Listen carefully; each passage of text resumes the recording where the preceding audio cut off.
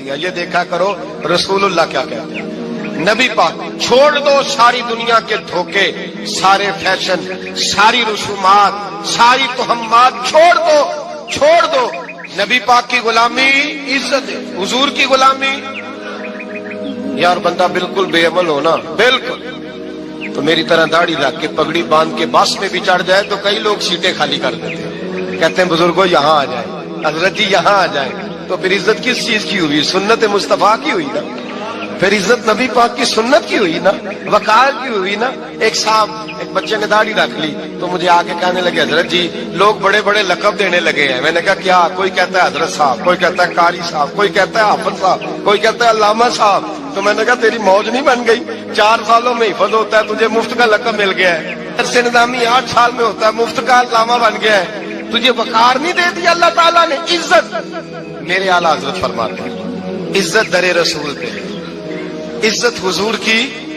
اور اعلیٰ حضرت نے ایک بات لکھی ہے بڑی قیمتی، اور میں نا جب کبھی پریشان ہوتا ہوں نا تو میں یہ والی بات کھول کے پڑھتا ہوں. اعلیٰ حضرت یہ بات ڈھارس بناتی ہے، ڈھارس توانائی دیتی ہے، پورا مضمون باندھا ہے. اعلیٰ حضرت کہتے ہیں بیروپیہ تھا مداری، روپ بدل بدل کے دکھایا کرتا تھا، بادشاہوں سے انعام لیتا تھا.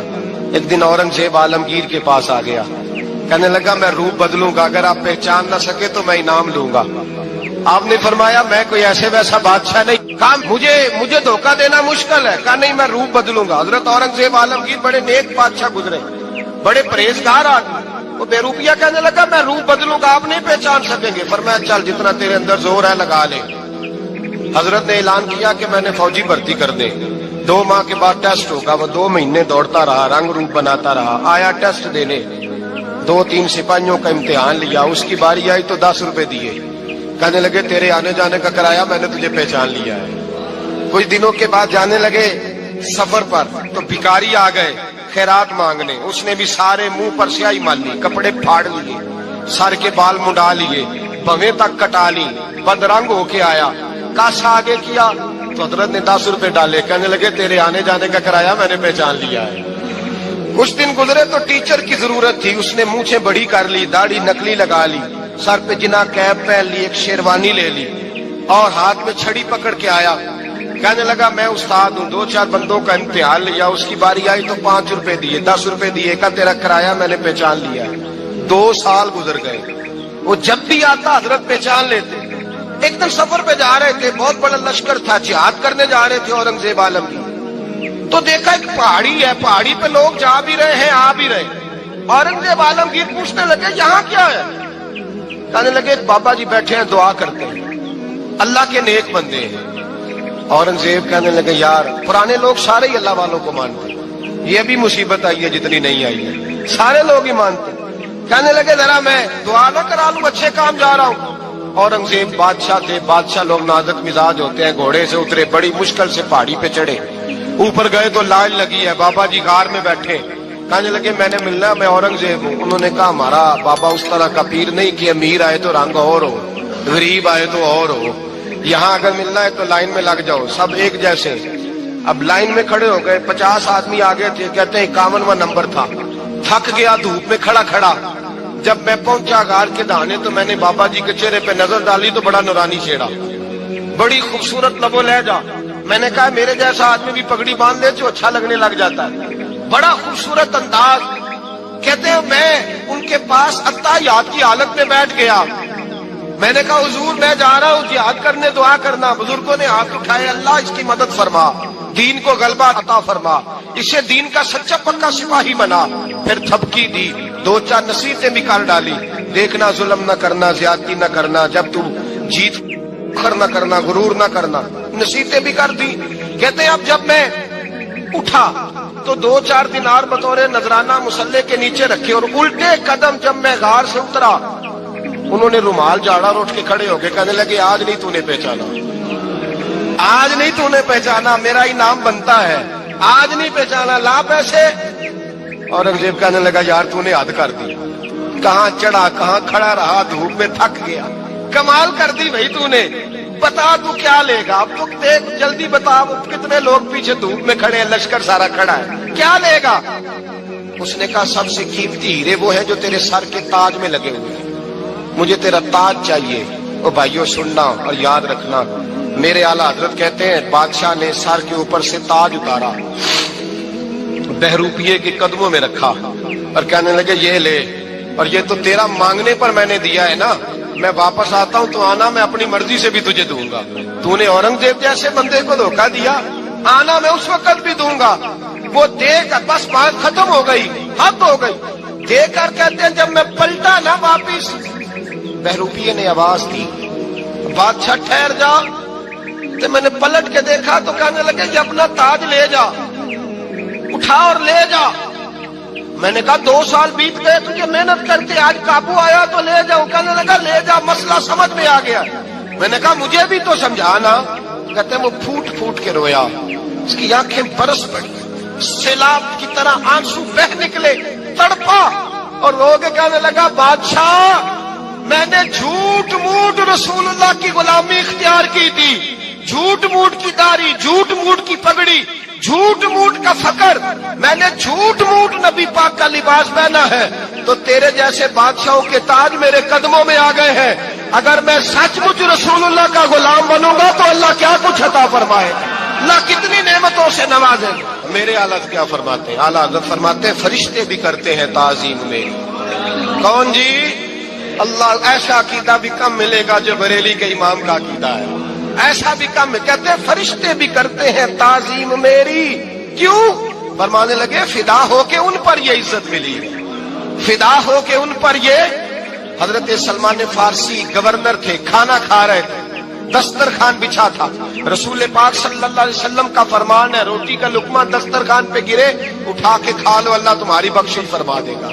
دسترخوان صاف ہوتا ہے، روٹی، بڑے گورنر تھے آپ، بڑے بڑے سفیر بیٹھے تھے، وزیر بیٹھے تھے، روٹی کا لقمہ گر گیا۔ آج تو لوگ فیشن میں عزت ڈھونڈتے ہیں نا، وقار ڈھونڈتے ہیں کہ میں جدید دنیا کے ساتھ مل جاؤں، میں معاذ اللہ لڑکی لڑکے اکٹھے بٹھا کے منگنی کروں تو میں ماڈرن شمار ہو جاؤں گا، میں بڑے بڑے ڈھول بجاؤں تو ماڈرن بنوں گا، میں اگر مہندی پہ سارے تماشے کر ڈالوں تو میں ماڈرن ہوں۔ دیکھو عزت کس بات میں۔ حضرت سلمان فارسی روٹی کھا رہے تھے، سفیر وزیر نہ جانے بڑے بڑے لوگ بیٹھے تھے، کھانا کھاتے کھاتے لقمہ گرا دسترخوان پہ، حضرت سلمان فارسی نے سمیٹا، منہ میں رکھا، پھر انگلی مار کے دسترخوان صاف کیا۔ ایک صحابی کان میں کہنے لگے سلمان کیا کر رہے ہو؟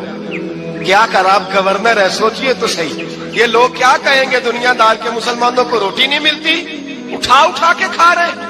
کان میں بات کی، کان میں۔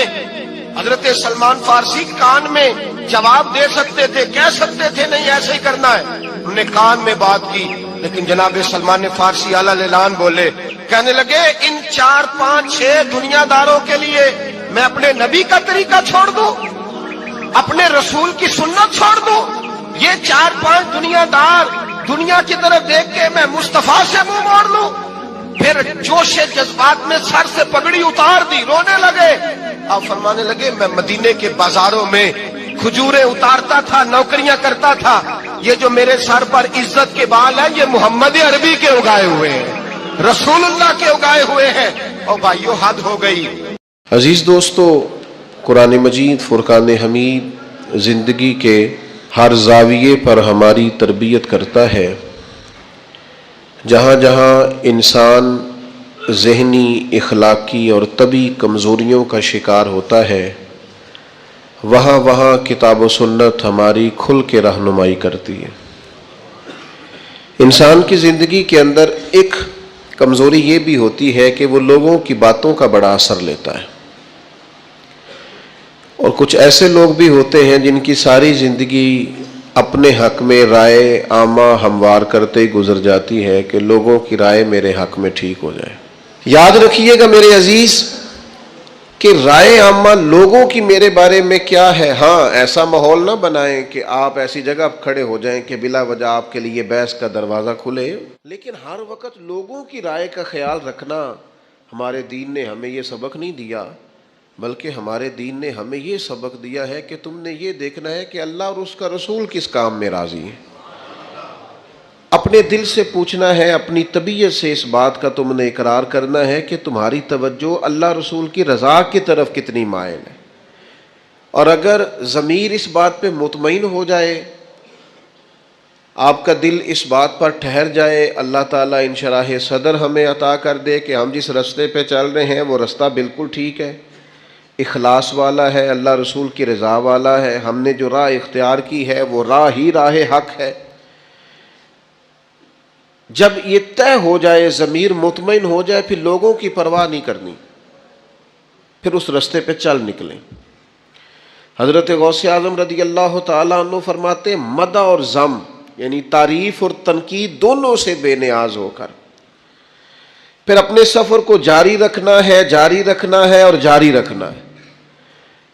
آپ دیکھیے آج ہم دین کا کام کرتے ہیں تو لوگ پھول برساتے ہیں، نعرے لگاتے ہیں، تکریم ہوتی ہے، لیکن صحابہ کرام علیہم رضوان جس زمانے میں کلمہ پڑھتے تھے تو اس زمانے میں تو کلمہ پڑھتے لوگ روڑے اٹھا لیتے تھے، پتھر مارتے تھے، تانے دیتے تھے، تکالیف دیتے تھے، بڑے بڑے سخت سوالات کرتے تھے، کہتے تھے تمہارے خیال میں وہ دین غلط تھا جس پر تمہارا باپ تھا، تمہارا دادا تھا، نفسیاتی اور اعصابی تکلیف دیتے تھے، لیکن ان لوگوں نے کسی چیز کی کوئی پرواہ نہیں کی، جس بات کو حق سمجھا اس پر قائم بھی رہے، سفر بھی جاری رکھا اور دوسروں کو بھی اس کی تبلیغ کی۔